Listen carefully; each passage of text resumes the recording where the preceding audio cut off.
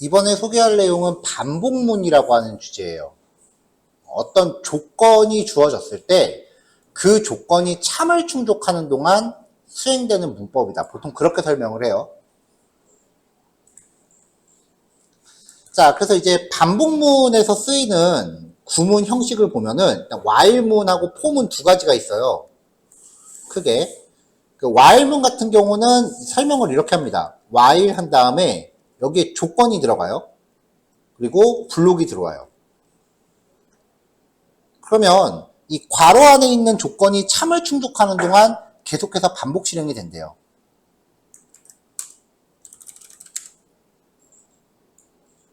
자, while 조건, 그 다음에 괄호.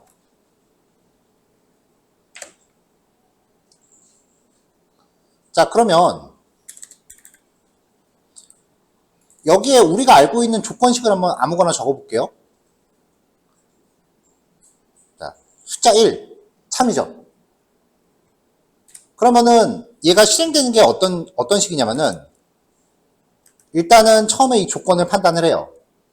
조건이 참이면 요한을 한번 실행을 하고 다시 조건을 판정하러 가요. 그리고 조건이 참이면 또 실행하고 조건을 판정하러 가요. 자, 여기 1이라고 박혀있으면 얘는 영원히 참이죠. 그럼 얘는 몇 번을 반복할까? 안 끝나요. 영원이에요.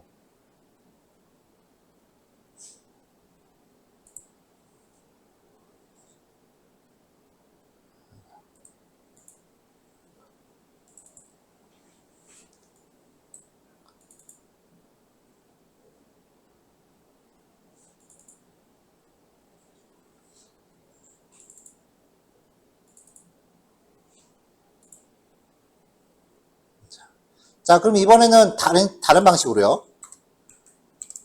A가 5보다 작다. 이것도 이거 나름대로 문제가 있어요. 도대체 A가 몇인데 과연 5보다 작다고 얘기를 하는 걸까? A가 얼마인지 모르죠. 그러니까 최소한 이전에 A는 몇이다라고 값을 줘야 판정을 하든지 말든지 할 거 아니에요. 만약에 A가 10부터 시작했다. 그러면 조건이 안 맞죠. 그럼 그냥 지나가요. 근데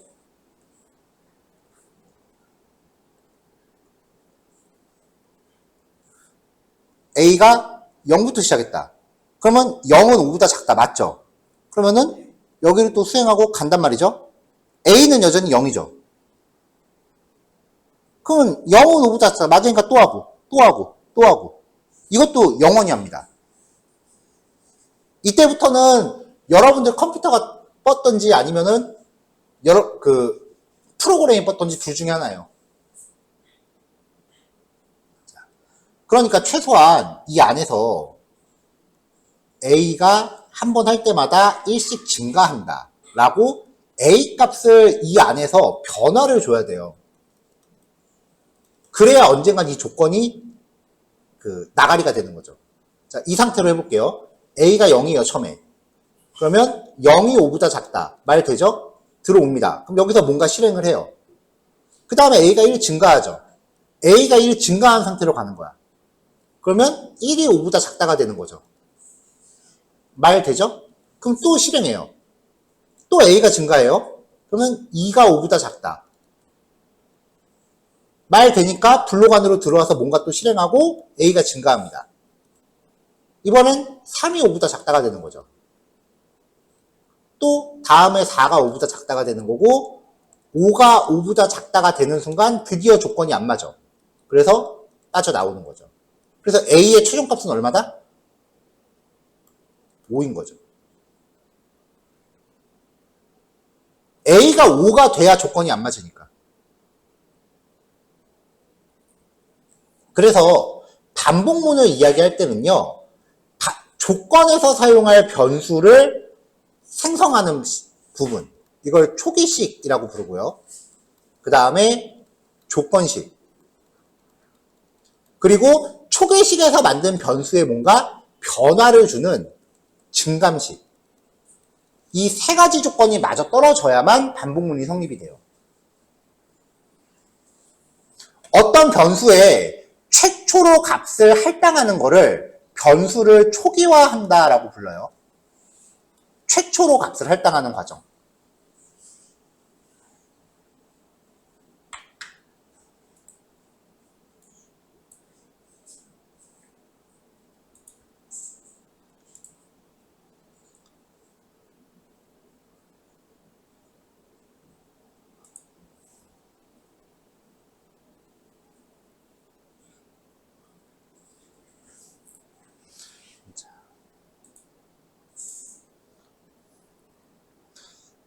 자, 그래서 이제 반복문이 성립되기 위한 조건은 초기식, 조건식, 증감식이 있고요.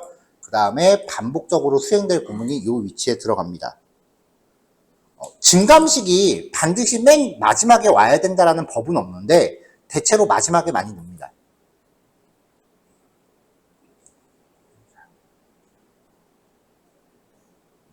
자, 여기 안에 있는 설명은 그 예제 코드 보면서 얘기할게요. 자, 그래서 이제 while문에 대한 실행 과정인데요. x가 1부터 시작을 한대요. 그러면 이 반복문이 수행되는 동안 x값의 변화량을 옆에다 이렇게 표 같은 걸로 적으세요. 자, 처음에 x가 1부터 시작하죠. 그러면 1이 10보다 작거나 같다. 참이죠. 그럼 이제 요 안을 실행을 하는 거예요. 자, x는 이라고 하는 문자열에 x값을 더해요. 현재 x는 1이죠. 그러면 이 안에서 만들어지는 변수들도 같이 적으세요. 그러면 x는 1이라고 하는 문자열이 만들어지는 거죠. 자, 그 다음에 이제 x가 1 증가해요. 증가한 상태로 조건을 판정하러 가죠. x는 이게 2가 됩니다. 그럼 k는 x는 2라고 만들겠죠. 이걸 출력한 거고요. 자, 그 다음에 또 x가 1 증가해요. 3이죠. 그럼 이제 x는 3은 이제 10보다 작거나 같다. 이 조건이 충족이 되니까 k는 x는 3이라고 만들겠죠. 몇 번 하다 보면 규칙이 보여요. 자, 한 9 정도까지 갔다고 칩시다. 그러면 x는 9라고 만들겠죠? 그 다음에 출력을 하고 x가 또 증가해요. 10. 그럼 x는 10이라고 변수 만들겠죠? 여기서. 출력하고 이제 x가 11이 돼요. 그러면은 이때는 조건이 안 맞죠? 11은 10보다 작고 나갔다. 안 맞잖아요. 그럼 여기서 나가는 거죠. 그럼 이제 x의 최종값은 얼마다? 11인 거죠. 이런 식으로 코드를 그냥 여기부터 그 코드를 따라오는지 못 따라오는지가 보통 여기서부터 갈려요.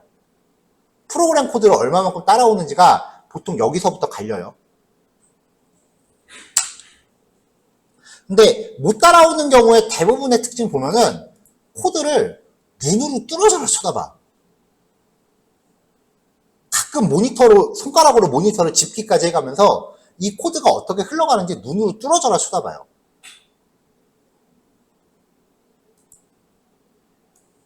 약간 그런 느낌이에요. 수능에서 수학 문제 푸는데 나는 끝까지 암산으로 풀겠다고 뻗팅기는 느낌이에요. 제가 지금 코드 진행하는 거를 다 손으로 써드렸죠. 그런 식으로 공부하셔야 돼요.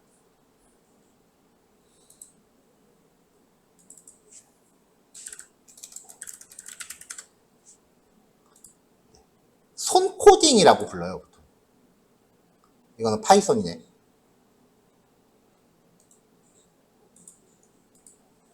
네, 이런 식으로 코드를 손으로 써가면서 코드가 어떻게 흘러가는지를 조금 전에 제가 해드린 것처럼 화면에 적어가면서 하는 거예요.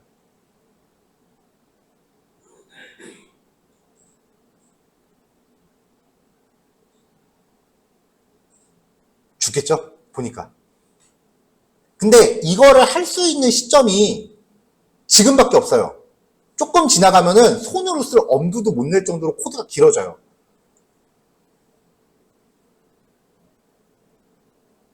HTML이 다시 나오기 전까지밖에 못해. 손코딩은요.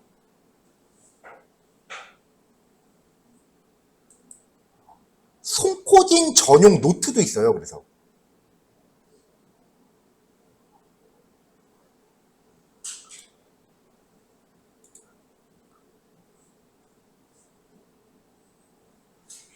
네, 이런 식으로 손코딩 전용 노트가 있어요.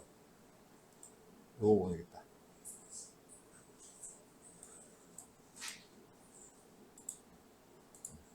네, 이렇게 해서 옆에 소스 코드 라인 넘버 있고 코드 들여쓰기 처리하라고 이렇게 칸도 있고요.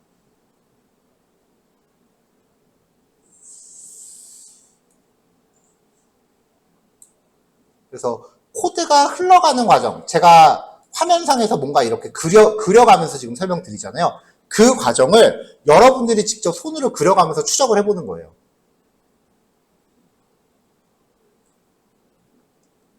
이거 하고 안 하고가 차이가 좀 커요.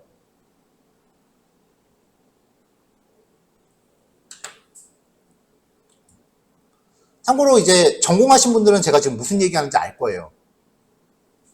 왜냐면 대부분의 대학들이 처음에 이렇게 트레이닝을 시켜요. 저도 컴퓨터과라고 해서 학교 들어갔는데 한 2학년 때까지는 그래도 기말고사 시험을 실기 시키더라. 중간고사 시험을 일반 강의실에서 봤어요. 컴퓨터 없이. 교수님이 실행 결과를 칠판에다 그리면은 이렇게 결과가 나오게끔 코드를 만드세요라고 하는데 종이 한 장 줘. 그냥 코드를 손으로 쓰는 거예요.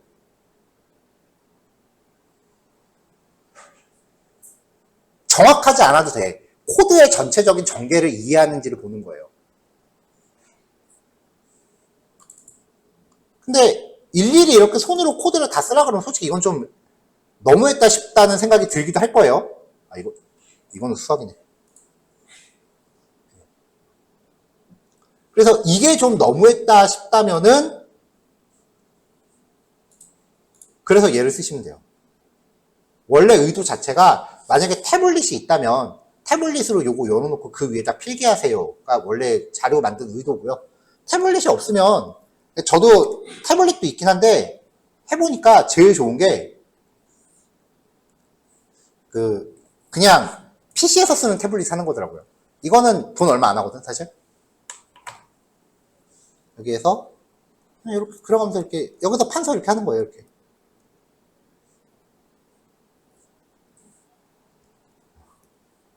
자, 그럼 예, 지금 제가 쓰고 있는 이 프로그램이요. 이 아이캔스크린이라고 하는 프로그램인데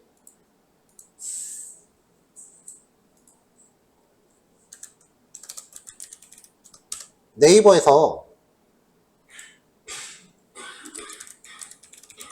아이캔스크린이라고 검색하면 네, 여기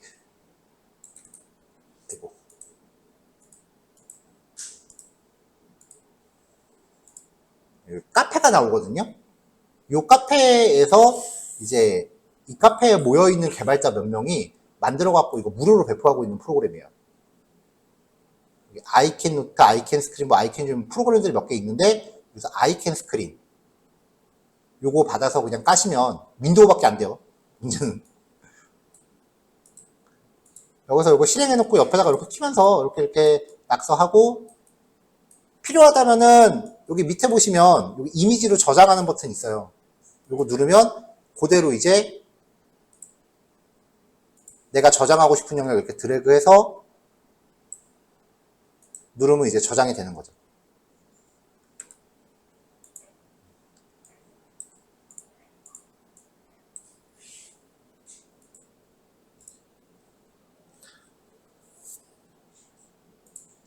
요즘 코딩 테스트라는 얘기 되게 많이 나오죠. 근데 코딩 테스트가 제가 생각하기에는 그리 오래 갈 것 같지 않아요. 왜냐면 이제 코딩 테스트라는 것 자체가 어디 그 시험장에 사람들을 모아놓고 볼 수 있는 그런 형태는 아니에요. 일개 기업에서 그렇게까지 운영할 수는 없겠죠. 그러니까 보통 문제를 이메일 같은 걸로 보내주고 답안지를 이메일로 받아요. 근데 코딩 테스트 문제는 GPT한테 풀어달라고 하면 걔가 진짜 다 풀어요.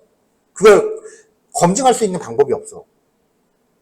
그래서 코딩 테스트에 대한 그 신뢰도도 조만간 없어질 거예요. 왜냐면은 코딩 테스트가 나오게 된 계기 자체가 이제 이런, 요즘은 전공생들도 일단 국비학원은 다 거쳐요. 왜냐면 학교에서 배운 걸로는 당장 실무에서 써먹을 수 있는 기술은 없는 게 사실이야. 그럼 이제 국비학원을 통해서 포트폴리오를 만든다라고 하는데, 저는 안 그러는데 꽤 많은 강사들이 포트폴리오를 한 반 이상은 해줘요. 저는 여러분들 포트폴리오 할 때 1도 제 손 안 됩니다. 내가 취업하는 건 아니잖아.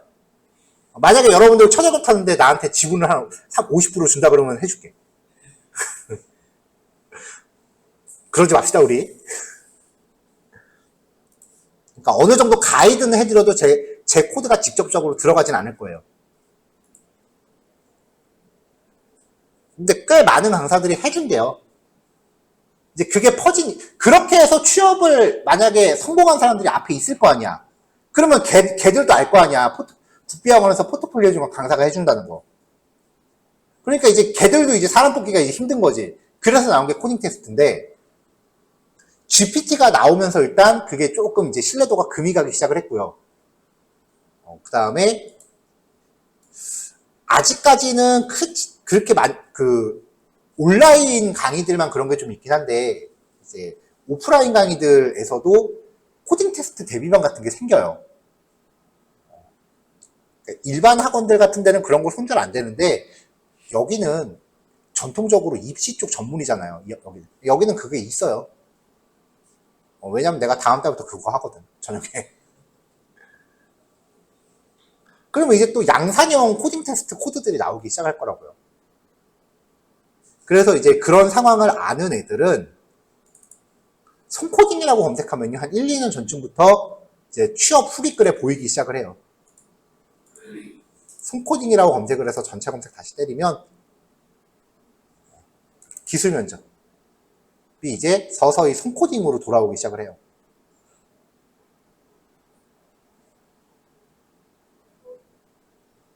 이제 코딩 테스트를 손코딩으로 하는.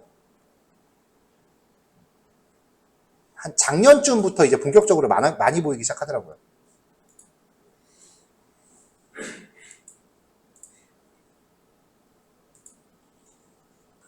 그러니까 할 수 있을 때 해놓으세요.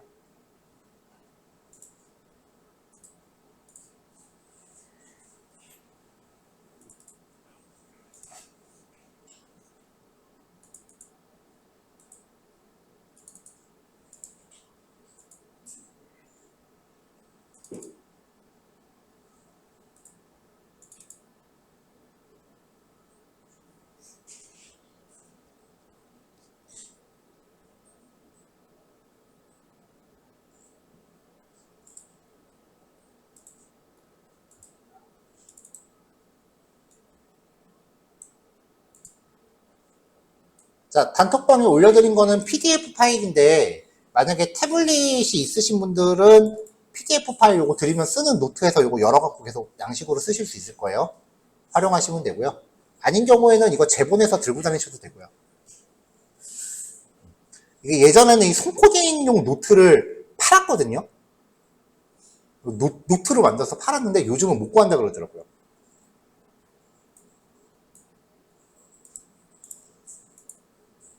손코딩 할 수 있는 양식 보내드렸으니까 이제 코드들 손코딩을 좀 시도해 보셨으면 좋겠어요. 지금 잘 해놔야 돼요.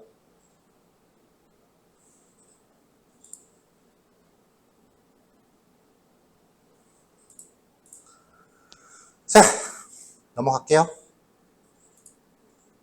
자, while문에 대한 규칙에 대해서 설명을 했는데, 결과적으로는 어떤 범위가 주어지면은 그 변수값이 주어진 범위 안에서 일씩 증가하면서 뭔가 계속 한다는 거예요.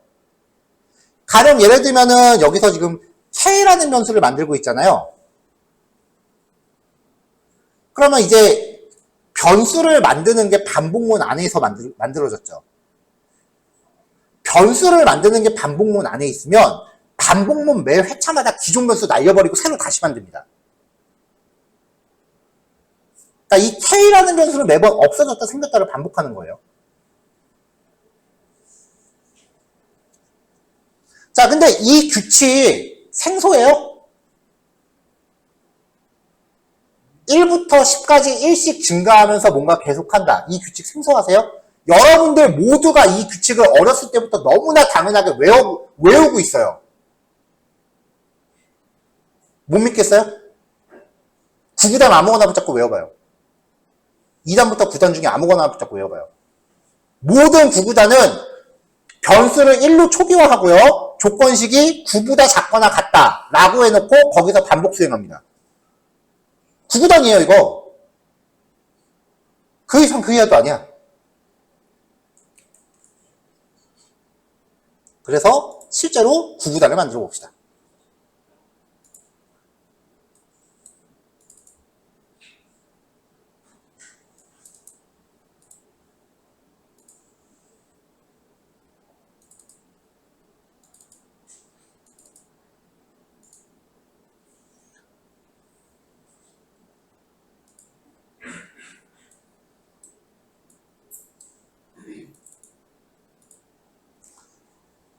자, 반복문을 만나면 일단 초기식, 조건식, 증감식의 위치를 찾으세요.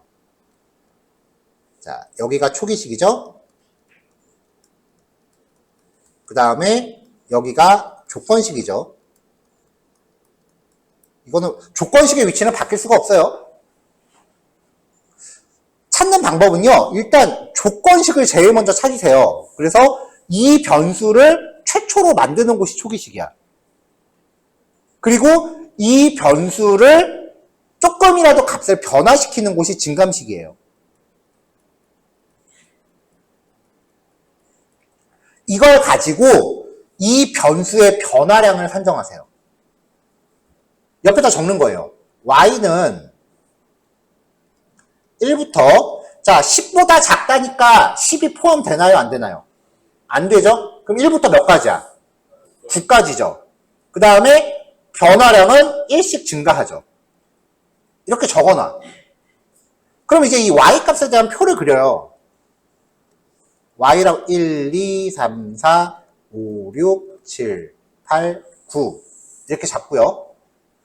그나마 지금 예제는 손으로 쓸 거 가정해서 쓸 만큼 나와요. 이거 나중에 초기식이 37,856이고 조건식은 57,360까지다. 라고 하면 이거 쓸 엄두도 못 내, 그때 되면. 그때 되면 진짜 암산으로 해야 돼요. 자, 지금은 쓸 수 있으니까. 자, 이렇게 해놓고 요 안에서 만들어내는 변수를 또 찾아요. 여기선 Z라는 변수를 만들고 있죠. Z. 자, 그럼 Z는 Y가 1일 때 얼마예요? Y 곱하기 7이니까 7이겠네요? 그러면 여기서 출력하겠죠? Y가 1일 때 Z는 7이라며. 그럼 7x1은 7. 이렇게 출력하는 거죠. Y가 1 증가해. 다시 돌아가. 그럼 Y가 2일 때는 Z는 얼마예요? 14죠. 더 해야 돼, 이거? 규칙 눈에 보이죠? 이런 식으로 따라가시는 거예요.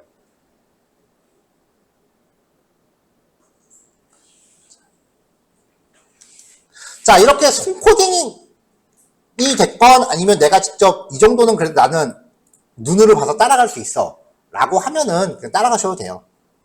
근데 나중에 가서 이제 문제가 슬슬 이런 식으로 되기 시작하면은 이제 알아보기 힘들어. 코드 막 이런 식으로 나오기 시작하면은 이제 따라가기 힘들어. 이쯤 되면 이제 눈으로 보기 힘들어요. 그러니까 미리 할 수 있을 때 해둬야 돼.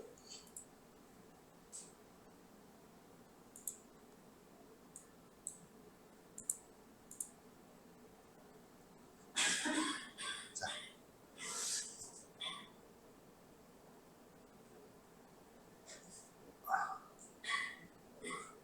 네. 그래. 네. 꼰대가 얘기하는 잔소리라고 들으셔도 되니까 마지막으로 한 번만 더 강조할게요.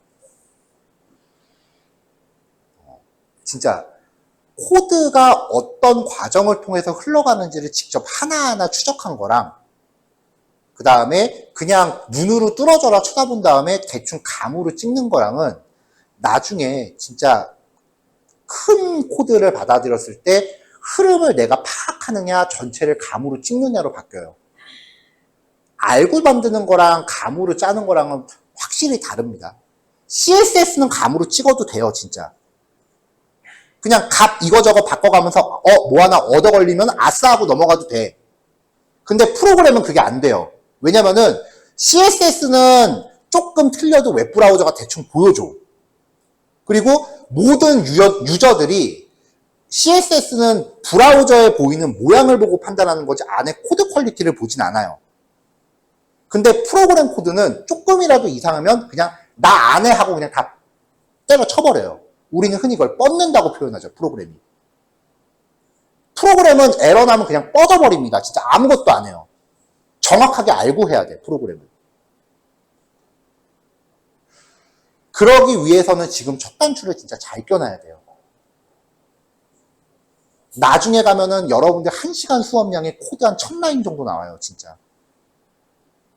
일일이 다 타이핑하는 거 아니야. 그냥 단축키 딱 치면 덩어리로 만들어져. 그리고 대부분 한 500줄 정도 복사 붙여넣기 하고 몇 군데 고쳐요. 그때 되면 양이 너무 많으니까 쓰라고 해도 못 써요. 잔소리로 들릴 수 있는데 진짜 지금 첫 단추 제대로 안 껴놓으면 나중에 퀄리티 차이 진짜 엄청나요. 제가 확연히 장담할 수 있는데 이거 얘기하는 학원 강사 없습니다. 저는 강사지 교사가 아니에요, 여러분. 그러니까 제가 여러분들한테 이렇게까지 막 잔소리할 이유는 없어요. 사실 나는 내 진도 나가면 그뿐이야, 사실은. 생활기록부 같은 거, 학습 습관 같은 거는 학교에서 배우는 거지 학원에서 배우는 거 아니잖아요. 이제 이런 소리 안 할 거예요, 더. 수업 시간에 눈 감고 계시는 분들 깨우는 것도 이제 오늘이 마지막이에요. 이제는 기다려줄 시간이 없어요. 왜냐면 최소한 HTML, CSS까지만 공부해도 급여는 낮겠지만 당장 어디 취업 이력서 넣어볼 수 있어. 일단 최소한의 내 도리는 했어. 이제는 각자 도생이에요. 그러니까 제발 해보셨으면 좋겠어요. 당장은 못 느끼겠지만. 진짜 교사 마인드로서 얘기하는 진짜 마지막 부탁이에요. 이제는 저도 강사 마인드를 가질 수밖에 없기 때문에.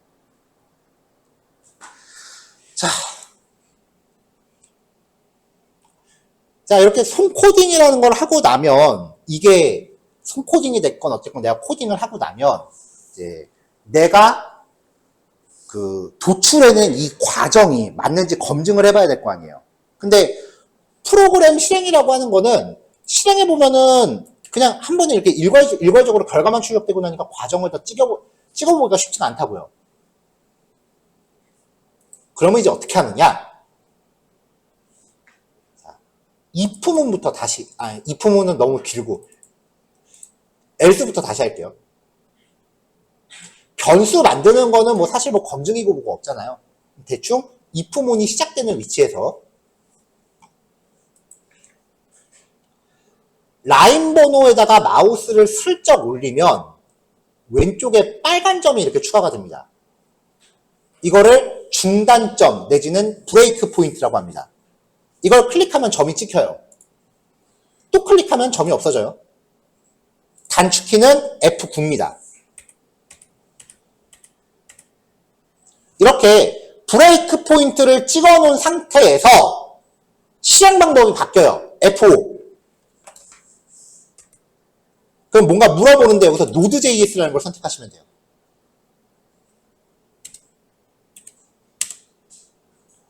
그러면 코드가 실행되다 말고 여기 노란 줄이 가서 노란 줄이 가죠.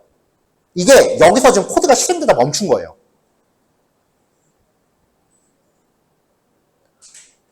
주의할 거는 지금 3라인이 실행됐다라는 게 아니라 실행은 2라인까지만 된 거야. 3라인이 실행되기 전에 멈췄다는 거예요, 여기서. 그럼 이제 코드의 흐름이 여기서 어디로 갈지를 손코딩으로 미리 예측을 해놨잖아요? 그럼 그게 맞는지 검증을 하세요. 여기서 이제 뭘 하느냐? F10 누르면 이제 코드가 한 줄씩 실행됩니다. 그럼 여기서 이제 요 조건이 참일 경우에 어디로 가는지를 보고 싶으면 F10을 누르면 돼요. 자, 조건이 안 맞으니까 else문 안으로 들어간 거예요. 그리고 F10을 한번 또 누르면 아직 여기가 실행된 게 아니에요. 여기가 실행될 차례인 거야. 그럼 여기서 F10을 누르면은 여기가 실행되고 나가겠죠. 자, 이렇게 나옵니다. 자, 요 과정에서 보기 메뉴 밑에 디버그 콘솔이라는 거 열어놓고 실행하면은 중간중간에 출력되는 게 이렇게 따로 찍혀요. 이 과정을 디버깅이라고 해요. 프로그램이 실행되는 과정을 추적하는 거를 디버깅이라고 해요.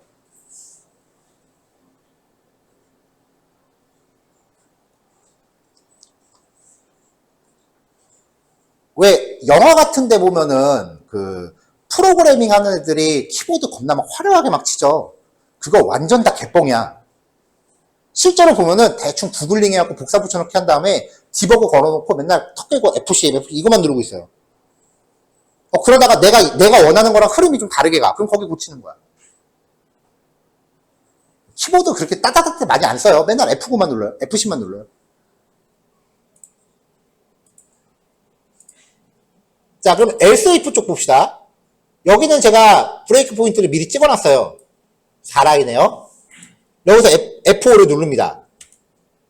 그러면 여기서 멈추죠. 4라인에서 멈추죠. 여기서 이제 F10을 누를게요. 자, 조건이 지금 안 맞죠? 그럼 얘는 다음 else if로 간 거예요. 그 다음에 요걸 판단해서 또 F10을 눌러봐. 다음 조건을 판정하러 간 거죠. F10을 눌러봐. 들어갔네요. 조건이 참여했다는 얘기지. 그리고 또 F10을 눌러요. 한 번에 다 나갔죠. 그 과정에서 시약점이라고 출력이 됐네요. F10. 이렇게 프로그램이 흘러가는 과정을 한 단계 한 단계씩 내가 확인하면서 볼 수 있어요. 근데 단점은 시간이 정말 많이 걸려요, 이거. 진짜 꼼꼼하게 공부하는 거기 때문에. 그래서 실제로 이제 실무 들어가면은 앉은 자리에서 이렇게 코드라인 한 5, 600줄 정도는 눈으로 봤을 때 어떻게 돌아가는구나 그냥 바로바로 나와야 돼요. 그거를 위해서 디버깅 과정을 먼저 유추하는 연습을 손코딩으로 한 거고, 그게 맞는지 검증하기 위해서 디버깅을 마지막에 한 번씩 지금 해보라는 거예요. 자, 스위치문 넘어갈게요. while문 봅시다. 얘도 여기 while에서 브레이크 포인트 찍어요. 그 다음에 F5를 누릅니다. 그럼 디버깅 딱 들어가면 이렇게 디버깅 모드로 바뀌어요. 화면이 바뀌죠.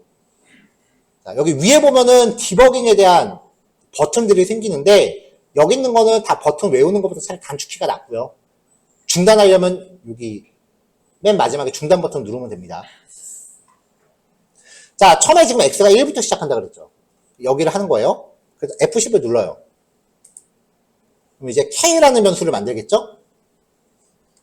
자, 지금 여기 노란 줄로 있는 데가 실행될 차례라 그랬지 실행된 거 아니라 그랬죠? 그럼 K라는 변수를 만들어졌어? 안 만들어졌어? 안 만들어진 거예요, 아직. 그래서 옆에 보면 K가 없어요. 근데 X는 1이라고 있어요. 사용되는 변수 상태는 옆에서 모니터링이 가능해요. 자, F10 누릅니다. 그럼 여기 위에 K가 생겼어요. K는 X는 1이라는 문자열이에요. 여기서 또 F10 누르면 출력하겠죠?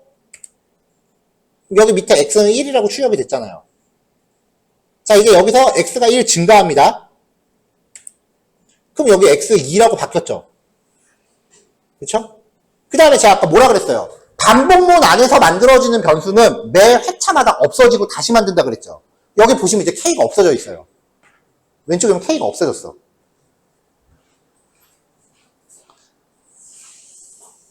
자, 그럼 여기서 조건을 또 판정하고 안으로 들어갑니다. 그 다음에 또 놓으면 여기 K는 X는 2라고 변수 또 만들어냈죠? 출력하고 x1 증가. 여기 x는 3이라고 바뀌죠. 글자가 작아서 안 보일 거예요, 지금 여기.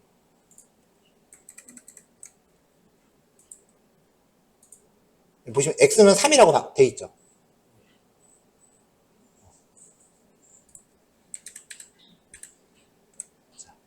이런 식으로 이제 코드의 흐름을 이렇게 따라가면서 변수가 어떻게 변하는지, 이거 보기 전에 아까 손코딩으로 변수가 어떻게 바뀌는지 표 만들려고 했잖아요. 한 너댓 개 만들고 나면 규칙이 보이니까 다 만들 필요 없어. 한 너댓 번까지만 만드셔도 돼요. 그래서 여러분들이 유추한 규칙과 저 변수가 변하는 과정을 대조해 봤을 때 맞다 라고 하면 이 코드는 내가 올바르게 따라간 거죠.